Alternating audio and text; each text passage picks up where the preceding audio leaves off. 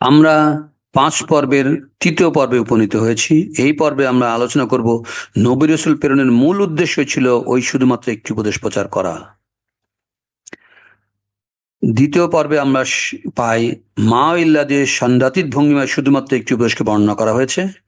ওই একই ভঙ্গি ব্যবহার করে আখিরাতের শাস্তির সতর্কতা প্রচার করার জন্য নবী রাসূলদের প্রেরণ করা হয়েছিল সেটিও বর্ণনা করা হয়েছে, যা কারণে মা ইল্লাদের সাংঘাতিক ভঙ্গিমায় বর্ণনা করা হয়েছে।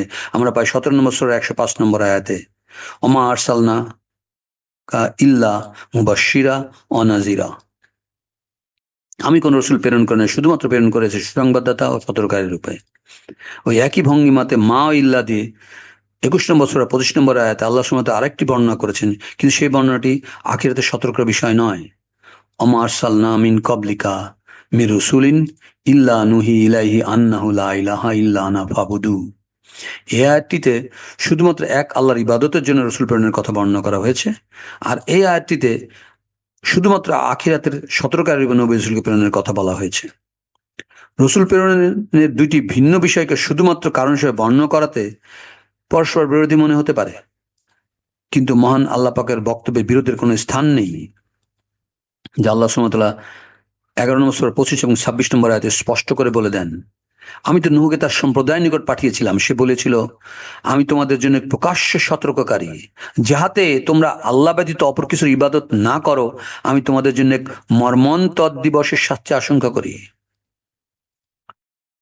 তারপর হুদ আলাইহিস সালাম আসছিলেন, যা 47 নম্বর সূরা 21 নম্বর আয়াতে আল্লাহ সুবহানাহু ওয়া তাআলা বর্ণনা করছেন। স্মরণ করো আদ সম্প্রদায়ের ভ্রাতা হুদের কথা, যার পূর্বে নূহ আলাইহিস সালামের কথা বলা হচ্ছে এবং পরে অন্য সকলকে সতর্ককারী বলা হচ্ছে।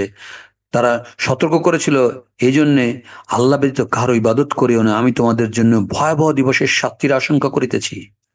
তারা সতর্ক করেছিল কি বিষয়? তারা সতর্ক করেছিল ভয়াবহ দিবসের শাস্তির বিষয়ে মানুষকে, যেন মানুষ আল্লাহ ব্যতীত কারো ইবাদত না করে। তাই মানুষ যেন শুধুমাত্র এক আল্লাহর ইবাদত করে ভয়াবহ দিবসের কঠিন শাস্তি থেকে নিজেকে বাঁচিয়ে নিতে পারে, তাই আল্লাহ তাআলা নবী রাসূলদের সতর্ককারী রূপে প্রেরণ করেন। তাই সতর্ক করা এবং এক আল্লাহর ইবাদত করা ভিন্ন কোনো বিষয় নয়, পরস্পর বিরোধী নয়, উভয়ই আখিরাতের কঠিন শাস্তি থেকে বাঁচার উপায়। তাই আল্লাহ সুবহানাহু ওয়া তাআলা রাসূলকে বলেছেন 25 নম্বর সূরা 1 নম্বর আয়াতে, আলামিন নাযিরা, বিশ্ব জগতের জন্য সতর্ককারী। আল্লাহ তাআলা জিন ও মানুষকে এই উদ্দেশ্যে সৃষ্টি করেছেন যেন তারা শুধুমাত্র আল্লাহর ইবাদত করে এবং সেই ইবাদত করে ভয়াবহ দিবসের কঠিন শাস্তি থেকে নিজেকে বাঁচিয়ে নিতে পারে। তাই আল্লাহ সুবহানাহু ওয়া তাআলা মানুষের সৃষ্টির উদ্দেশ্যে এটাকে গেঁথে দিয়েছেন। আল্লাহ সুবহানাহু ওয়া তাআলা 51 নম্বর সূরা 56 নম্বর আয়াতে বর্ণনা করছেন, ওমা খালাকতুল জিন্না ওয়াল ইনসা ইল্লা লিয়াবুদু। সেটিও মা এবং ইল্লা দিয়ে মানুষ জিনকে সৃষ্টি করেছেন যেন শুধুমাত্র তারা আল্লাহর ইবাদত করে, এই ইবাদত করে নিজেকে আখিরাতের কঠিন শাস্তি থেকে নিজে বাঁচিয়ে নিতে পারে। আমরা 21 নম্বর সূরা 107 নম্বর আয়াতে দেখতে পাই আল্লাহ সুবহানাহু ওয়া তাআলা বলছেন, ওমা আরসালনাকা ইল্লা রাহমাতাল লিল আলামিন। একটু আগে দেখলাম আলামিন ও নাজিরা, এখন দেখছি রাহমাতাল লিল আলামিন। রহমত এবং নাজির পরস্পর বিরোধী দুটি শব্দ। রাসূল কিভাবে পরস্পর বিরোধী ভূমিকা পালন করতে পারে তা নিয়ে মানুষের মধ্যে বিরোধ হতে পারে। আল্লাহ সুবহানাহু ওয়া তাআলা যা স্পষ্টভাবে বর্ণনা করেন 7 নম্বর সূরা 63 নম্বর আয়াতে, লিউনজিরাকুম অলি তাত্তাকু লাআল্লাকুম তুরহামুন। যা আমরা উদাহরণের সাথে দেখতে পাই। উদাহরণস্বরূপ কোনো ব্যক্তি চলন্ত পথে কেউ তাকে সতর্ক করলো যে ওই পথে বড় একটা বিপদ আছে, সে বিপদের সতর্ক বার্তা আমলে নিয়ে সে খুব ভয়সহ সাবধানে পথ চললো অথবা তার দিক পরিবর্তন করলো, যার ফলে সে বিপদ থেকে বেঁচে গেল, যা তার জন্য রহমত হয়ে গেল। তাই ওই সতর্ক বার্তাটা তার জীবনের বড় বিপদ থেকে বাঁচার ক্ষেত্রে বড় একটা রহমত হয়ে গেল। ঠিক তেমনি তাই আখিরাতের কঠিন শাস্তির সতর্কতা যদি কারো মনে ভয় বা তাকওয়ার সৃষ্টি করে এবং ভয় ও তাকওয়ার জন্য দুনিয়ার জীবনের খারাপ কাজ থেকে সে বিরত থাকে, ফলে সে আখিরাতের কঠিন শাস্তি থেকে বেঁচে গেল, যা তার অনন্ত জীবনের বড় সুখ ও রহমত হয়ে গেল। তাই আখিরাতের সতর্ক বার্তা তার জীবনের সবচেয়ে বড় রহমত হয়ে যায়। তাই রাসূলকে বলা হচ্ছে রহমাতাল লিল আলামিন। আলামিনা নাজিরা রহমাতাল লিল আলামিন পরস্পর বিরোধী নয়, উভয় আখিরাতের বার্তা বিভিন্ন ভাবে দেওয়া হচ্ছে। এবং রাসূলকে বলা হচ্ছে মুবাশশিরা, সুসংবাদদাতা, অনন্ত জীবনের সুসংবাদদাতা। কেউ যদি অনন্ত জীবনের সুখের আশায় অনুপ্রাণিত হয়ে এক আল্লাহর ইবাদত করে, সেও আখিরাতের কঠিন শাস্তি থেকে নিজেকে বাঁচিয়ে নিতে পারবে। তাহলে আলামিনা নাজিরা রহমাতাল লিল আলামিন, মুবাশশিরা এবং এক আল্লাহর ইবাদত করা সবই এক আখিরাতের বার্তা বিভিন্ন ভাবে মানুষকে দেওয়া হচ্ছে। আকিদার সতর্কতা শুধুমাত্র রহমতই নয়, সবচেয়ে বড় হিকমা। 54 নম্বর সূরা 4 ও 5 নম্বর আয়াত আল্লাহ সুবহানাহু ওয়া তাআলা বলছেন, হিকমার মূল আনুমানিক কোরআনে প্রায় 220 বার পাওয়া যায়, কিন্তু কোথাও এর সর্বোচ্চ বিশেষণ পাওয়া যায় না। শুধুমাত্র একবারই আখিরাতের সতর্ক বাণী বর্ণনা করতে আল্লাহ সুবহানাহু ওয়া তাআলা হিকমার সর্বোচ্চ বিশেষণ ব্যবহার করেছেন। আখিরাতের সতর্ক বাণীকে হিকমার সর্বোচ্চ বিশেষণ হিকমাতান বালেগাতান, পরিপূর্ণ হিকমা হিসেবে বর্ণনা করা হয়েছে। সমগ্র কোরআনে হিকমা এই ধরনের বর্ণনা শুধুমাত্র একবারই লক্ষ্য করা যায়, অর্থাৎ আখিরাতের সতর্ক বাণীতে হিকমার সর্বোচ্চ স্তর নিহিত। এবং হিকমত সম্পর্কে আল্লাহ সুবহানাহু ওয়া তাআলা বলেন, তিনি যাকে ইচ্ছা হিকমত প্রদান করেন, যাকে হিকমত প্রদান করা হয় তাকে তো প্রভূত কল্যাণী দান করা হয়। কোরআনের তফসিরকারক উল্লেখ করেন, যদি কোনো ব্যক্তি নিশ্চিত হয় যে গর্তে সাপ আছে, তাহলে সে সেখানে আর হাত দিবে না। ঠিক সেইভাবে কেউ যদি আখিরাতে কঠিন আযাব সম্পর্কে নিশ্চিত হয়, তাহলে সে কখনোই আল্লাহর আদেশ অমান্য করবে না।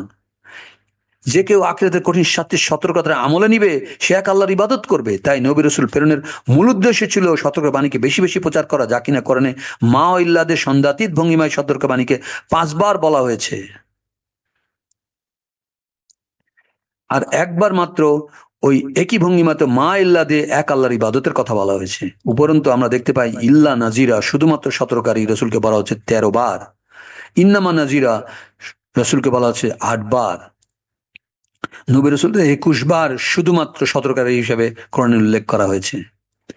6 নম্বর সূরার 19 নম্বর আয়াতে আল্লাহ সুবহানাহু ওয়া তাআলা মানুষকে জিজ্ঞাসা করছেন, বলো সাক্ষ্যদানের সর্বশ্রেষ্ঠ কি, আকবরের শাহিদা কি?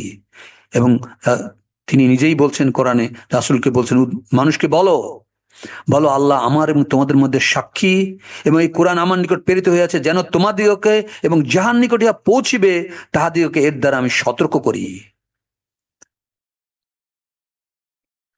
আমরা দেখি রহমত আছে সতর্ক বার্তায়। আমরা দেখতে পাই হিকমার সর্বোচ্চ স্তর নিহিত সতর্ক বার্তাতে। কোরআনের বাণী সতর্ক করার জন্য মানুষকে প্রেরণ করা হয়েছে। রাসূল বলছেন, আমার নিকট শুধুমাত্র এই হইয়া আসিয়াছে যে আমি এক স্পষ্ট সতর্ককারী। প্রথম নবী ও রাসূল নূহ আলাইহিস সালাম বলছেন, আমি কিছুই না, শুধুমাত্র স্পষ্ট সতর্ককারী। শেষ নবী ও রাসূল মুহাম্মদ সাল্লাল্লাহু আলাইহি ওয়াসাল্লাম বলছেন, ওমা আনা, আমি কিছুই না, ইল্লা নাযিরুম মুবিন, আমি শুধুমাত্র এক স্পষ্ট সতর্ককারী। আল্লাহ সুবহানাহু ওয়া তাআলা বলছেন, এই নবী মুহাম্মদ এক সতর্ককারী, অতীতের সতর্ককারীদের ন্যায়।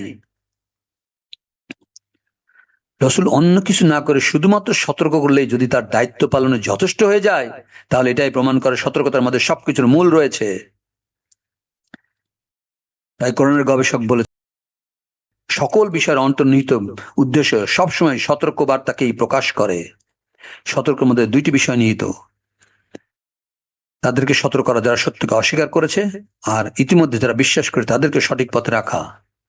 তাই আল্লাহ সুবহানাহু ওয়া তাআলা বলছেন, সর্বশ্রেষ্ঠ সাক্ষ্য কি, সেটা হলো সতর্ক করা, আকবরের শাহিদা, মানুষকে সতর্ক করা কোরআনের বাণী দিয়ে।